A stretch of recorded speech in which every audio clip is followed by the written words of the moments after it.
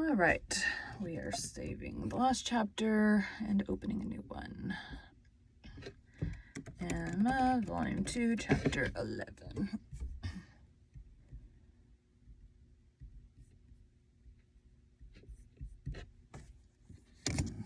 Itch.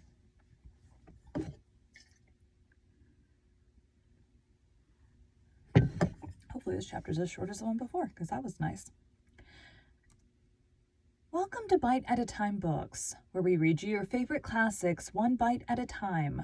My name is Bree Carlisle, and I love to read, and wanted to share my passion with listeners like you. All of the links for our show are in the show notes. Today, we will be continuing Emma by Jane Austen. Oops. Austen. Chapter 11. It may be possible to do without dancing entirely. Instances have been known of young people passing many months successively without being at any ball of any description, and no material injury acute to either body. Instances have been known of young people passing many months successively without being at any ball of any description, and no material injury acute either to body or mind. But when a beginning is made, when the felicities of rapid motion have once been, though slightly, felt, it must be a very heavy set that does not ask for more. Frank Churchill had danced once at Highbury and longed to dance again, and the last half hour of an evening which Mr. Woodhouse was persuaded to spend with his daughter at Randalls was passed by the two young people in schemes on the subject. Frank's was the first idea, and his the greatest zeal in pursuing it, for the lady was the best judge of the difficulties, and the most solicitous for accommodation and appearance. But still she had inclination enough for showing people again how delightfully Mr. Frank Churchill and Miss Woodhouse danced. For doing that in which she need not blush to compare herself with Jane Fairfax, and even for simple dancing itself without any of the wicked aids of vanity. To assist him first in pacing out the room they were in to see what it could be made to hold, and then in taking the dimensions of the other parlor. In the hope of discovering, in spite of all that Mr. Weston could say of their exactly equal size, that it was a little the largest. His first proposition and request, that the dance begun at Mr. Cole's should be finished there, that the same party should be collected, and the same musician engaged, met with the readiest acquiescence. Mr. Weston entered into the idea with thorough enjoyment, and Mrs. Weston most willingly undertook to play as long as they could wish to dance. And the interesting employment had followed of reckoning up exactly who would be there and portioning out the indispensable division of space to every couple. You and Miss Smith and Miss Fairfax will be 3, and the two Mrs. You and Miss Smith and Miss Fairfax will be 3, and the two Miss Coxes 5 had been repeated many times over. And there will be the 2 Gilberts, young Cox, my father, and myself, besides Mr. Knightley. Yes, that will be quite enough for pleasure. You and Miss Smith and Miss Fairfax will be 3, and the 2 Miss Coxes 5, and for 5 couples there will be plenty of room. But soon it came to be on one side. But will there be good room for 5 couple? I really do not think there will. On another. And after all, 5 couples are not enough to make it worthwhile to stand up. 5 couples are nothing when one thinks seriously about it. It will not do to invite 5 couple. It can be allowable only as the thought of the moment.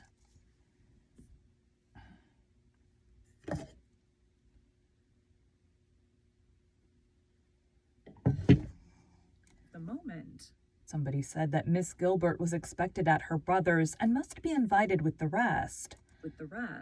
Somebody else believed Mrs. Gilbert would have danced the other evening if she had been asked. A word was put in for a second young Cox, and at last Mr. Weston naming one family of cousins who must be included, and another a very old acquaintance who could not be left out, it became a certainty that the 5 couple would be at least 10, and a very interesting speculation in what possible manner they could be disposed of. The doors of the two rooms were just opposite each other. Might not they use both rooms and dance across the passage? The passage. It seemed the best scheme, and yet it was not so good but that many of them wanted a better. Emma said it would be awkward. Mrs. Weston was in distress about the supper, and Mr. Woodhouse opposed it earnestly on the score of health. It made him so very unhappy indeed that it could not be persevered in. Oh no, said he, it would be the extreme of impudence. I could not bear it for Emma. Emma is not strong. She would catch a dreadful cold, so would poor little Harriet.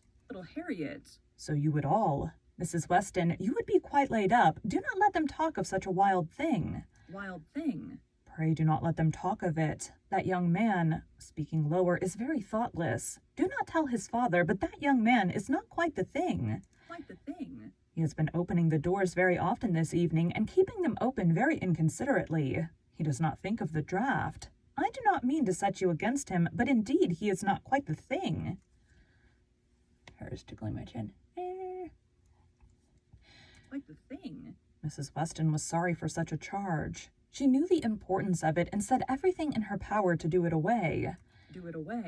Every door was now closed. The passage plan given up, and the first scheme of dancing only in the room they were in resorted to again, and with such goodwill on Frank Churchill's part, that the space which a quarter of an hour before had been deemed barely sufficient for 5 couple was now endeavored to be made out quite enough for 10. We were too magnificent, said he. We allowed unnecessary room. 10 couple may stand here very well.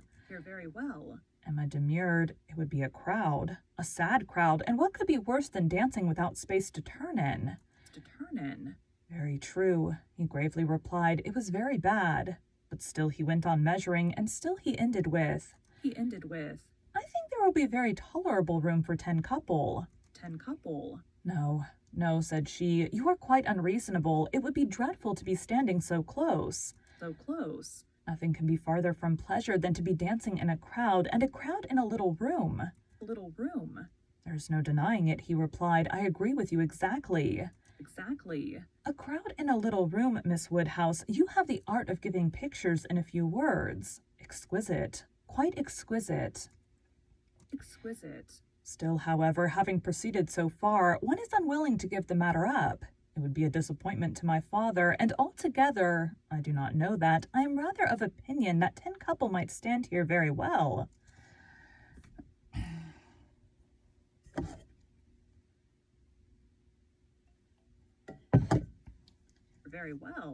Emma perceived that the nature of his gallantry was a little self-willed, and that he would rather oppose than lose the pleasure of dancing with her. But she took the compliment, and forgave the rest. Had she intended ever to marry him, it might have been worthwhile to pause and consider, and try to understand the value of his preference and the character of his temper, but for all the purposes of their acquaintance, he was quite amiable enough. Before the middle of the next day, he was at Hartfield, and he entered the room with his... Excuse me. Before the middle of the next day, like a burp, hiccup coming. Excuse me. Before the middle of the next day, he was at Hartfield, and he entered the room with such an agreeable smile as certified the continuance of the scheme. It soon appeared that he came to announce an improvement. Well, Miss Woodhouse, he almost immediately began, your inclination for dancing has not been quite frightened away, I hope, by the terrors of my father's little rooms. I bring a new proposal on the subject, a thought of my father's which waits only for your approbation to be acted upon. May I hope for the honor of your hand for the 2 first dances of this little projected ball to be given, not at Randall's, but at the Crown Inn? The Crown?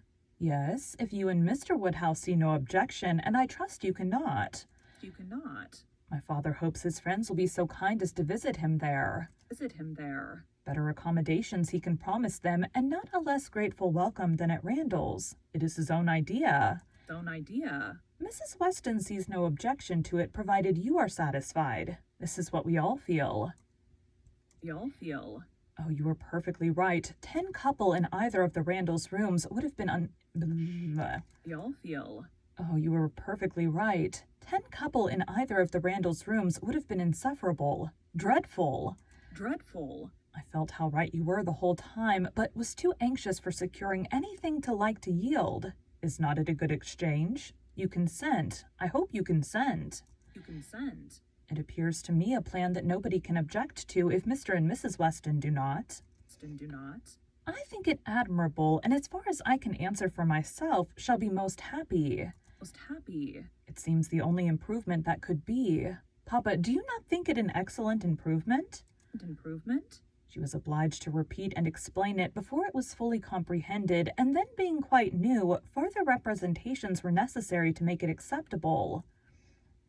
Acceptable? No, he thought it very far from an improvement. A very bad plan, much worse than the other.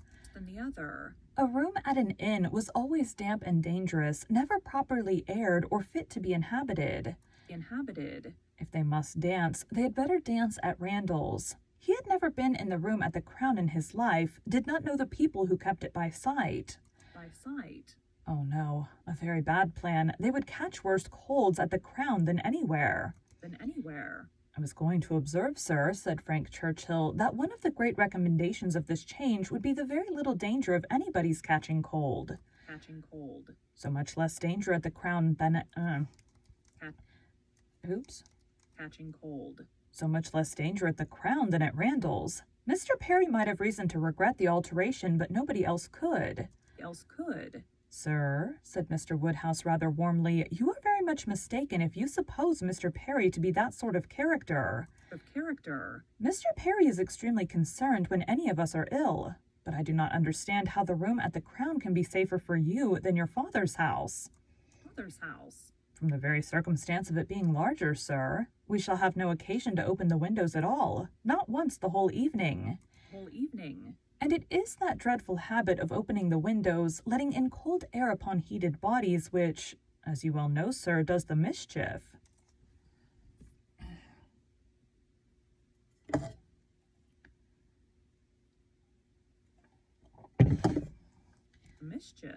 Open the windows? But surely, Mr. Churchill, nobody would think of opening the windows at Randalls. Nobody could be so imprudent.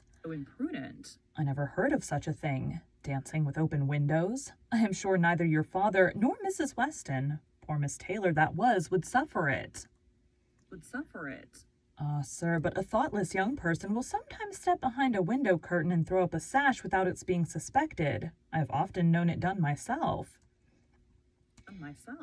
Have you indeed, sir? Bless me, I could, Myself. Have you indeed, sir? Bless me, I never could have supposed it. But I live out of the world and am often astonished at what I hear. However, this does make a difference, and perhaps when we come to talk it over. But these sort of things require a good deal of consideration.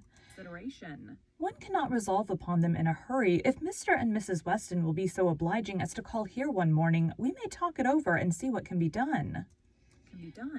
But unfortunately, sir, my time is so limited. Oh, interrupted Emma, there will be plenty of time for talking everything over. There is no hurry at all. If it can be contrived to be at the Crown, Papa, it will be very convenient for the horses. They will be so near their own stable. So they will, my dear. That is a great thing. Not that James ever complains, but it is right to spare our horses when we can. If I could be sure of the rooms being thoroughly aired, but is Mrs. Stokes to be trusted? I doubt it. I do not know her even by sight. I can answer for everything of that nature, sir, because it will be under Mrs. Weston's care. Mrs. Weston undertakes to direct the whole. There, Papa, now you must be satisfied. Our own dear Mrs. Weston, who is carefulness itself. Do not you remember what Mr. Perry said so many years ago when I had the measles? If Miss Taylor undertakes to wrap Miss Emma up, you need not have any fears, sir. How often have I heard you speak of it as such a compliment to her? Aye, very true. Mr. Perry did say so. I shall never forget it. Poor little Emma. little Emma. You were very bad with the measles. That is, you would have been very bad but for Mr. Perry's great attention. Great attention. He came 4 times a day for a week. He said from the first it was a very good sort, which was our great comfort. But the measles are a dreadful complaint. Full complaint. I hope whenever poor Isabella's little ones have the measles, she will send for Perry. For Perry. My father and Mrs. Weston are at the Crown at this moment, said Frank Churchill, examining the capabilities of the house. It's at the house. I left them... It's at the house. I left them there and came on to Hartfield, impatient for your opinion and hoping you might be persuaded to join them and give your advice on the spot. On the spot. I was desired to say so from both. It would be the greatest pleasure to them if you could allow me to attend you there. They can do nothing satisfactory without you. Without you. Emma was most happy to be called to such a council, and her father engaging to think it all over while she was gone. He was gone. The 2 young people set off together without delay for the Crown. For the Crown. There were Mr. and Mrs. Weston, delighted to see her and receive her approbation, very busy and very happy in their different way. Different way. She, in some little distress, and he, finding everything perfect.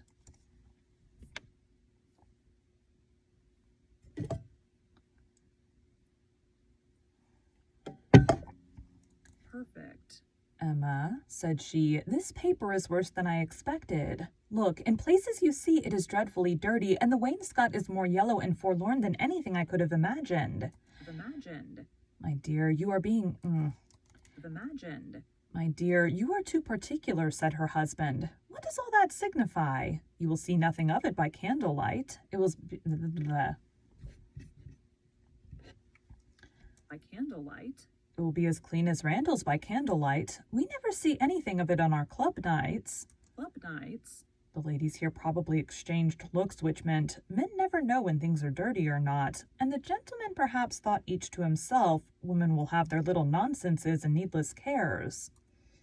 Cares. One perplexity, however, arose, which the gentlemen did not disdain. It regarded a supper room. Supper room. At the time of the ballrooms being built, suppers had not been in question, and a small card-room adjoining was the only addition. What was to be done? This card-room would be wanted as a card-room now, or, if cards were conveniently voted unnecessary by their 4 selves, still it was not too small. Now or... If cards were conveniently voted unnecessary by their 4 selves, still was it not too small for any comfortable supper? Another room of much better size might be secured for the purpose, but it was at the other end of the house, and a long awkward passage must be gone through to get at it. This made a difficulty. Mrs. Weston was afraid of draughts for the young people in that passage. And neither Emma nor the gentleman could tolerate the prospect of being miserably crowded at supper. Mrs. Weston proposed having no regular supper, merely sandwiches, etc., set out in the little room, but that was scouted as a wretched suggestion. A private dance without sitting down to supper was pronounced an infamous fraud upon the rights of men and women. And Mrs. Weston must not speak of it again. She then took another line of expediency and looked into the doubtful room, observed.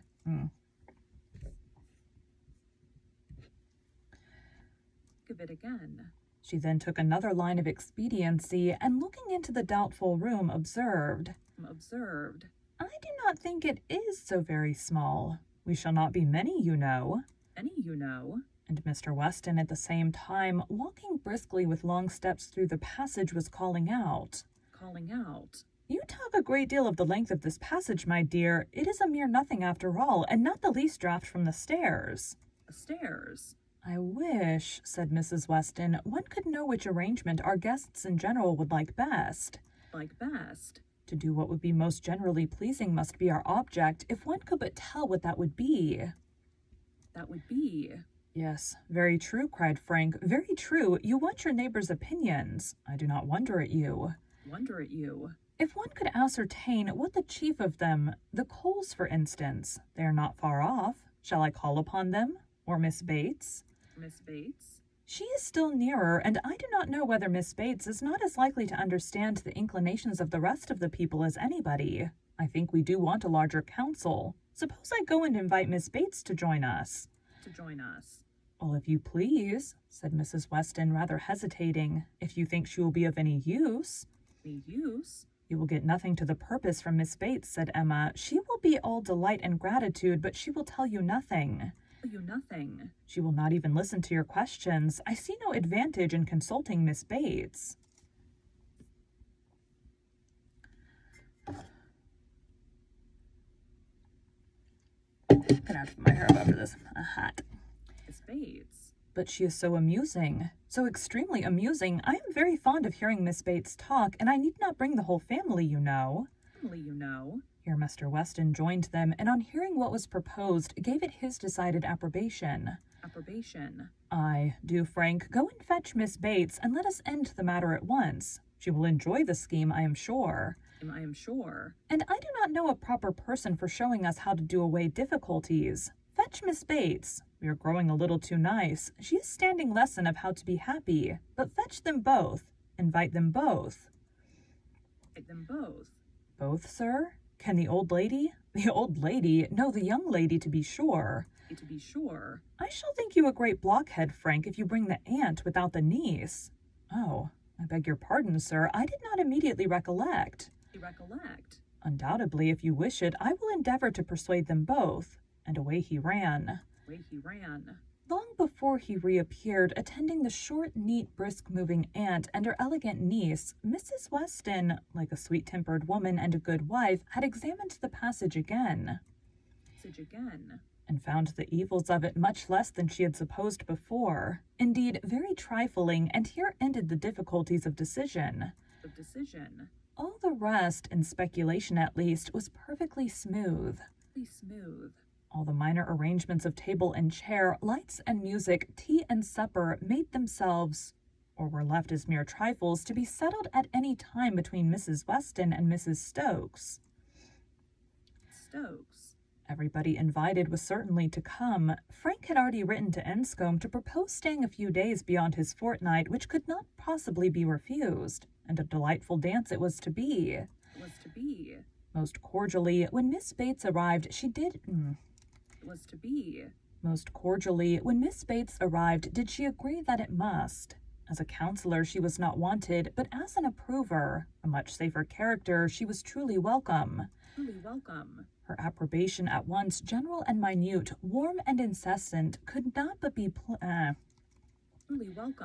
Her approbation, at once general and minute, warm and incessant, could not but please, and for another half hour they were all walking to and fro between the different rooms, some suggesting, some attending, and all in happy enjoyment of the future. The party did not break up without Emma's being positively secured for the first two dances by the hero of the evening, nor without her overhearing Mr. Weston whisper to his wife. He has asked her, my dear. That's right, I knew he would.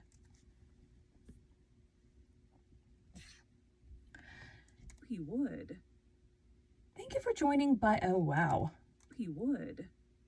Thank you for joining Bite at a Time Books today, while we read a bite of one of your favorite classics. All of the links for our show are in the show notes. We are part of the Bite at a Time Books Productions Network. If you ever wondered what inspired your favorite classic novelists to write their stories, what was happening in their lives or the world at the time, check out Bite at a Time Books, Behind the Story, Tuesdays wherever you listen to podcasts. Again, my name is Bree Carlisle, and I hope you come back tomorrow while we take the next bite of Emma. Tomorrow I've got to do Behind the Story. Thanks, guys.